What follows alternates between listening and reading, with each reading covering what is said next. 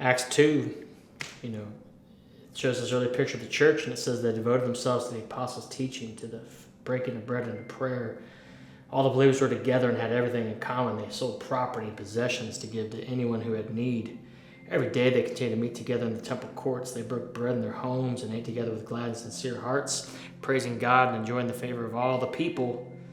And the Lord added to their number daily those who are being saved.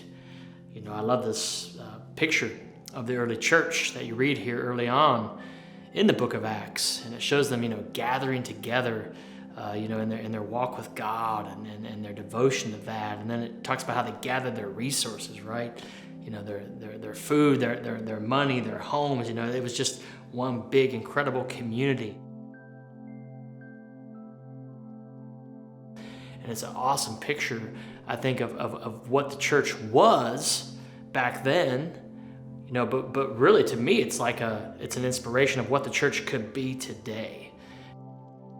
And so that's why I'm excited to study Acts together, is to really not just learn some interesting information, but actually be transformed as individuals and as a community. And if we could do that right now, how could we impact Phoenix? How can we impact this lost and hurting world in a year that's probably been one of the most painful years that a lot of us have ever experienced?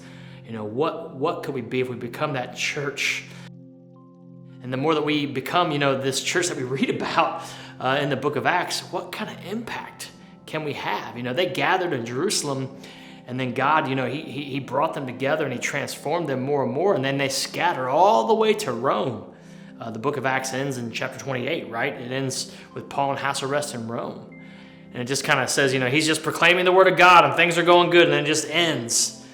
And I think it ends that way because to me it's like we're supposed to pick up the story where they left off.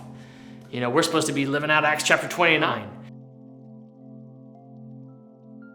We could really be in so many ways like the early church. And what kind of hope can we bring right now if we model this, if we live this, if we exemplify this to a hurting world who's looking for hope?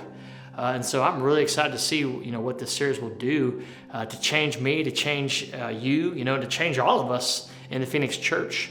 And then the impact that that's going to have outside of our church is going to be incredible too.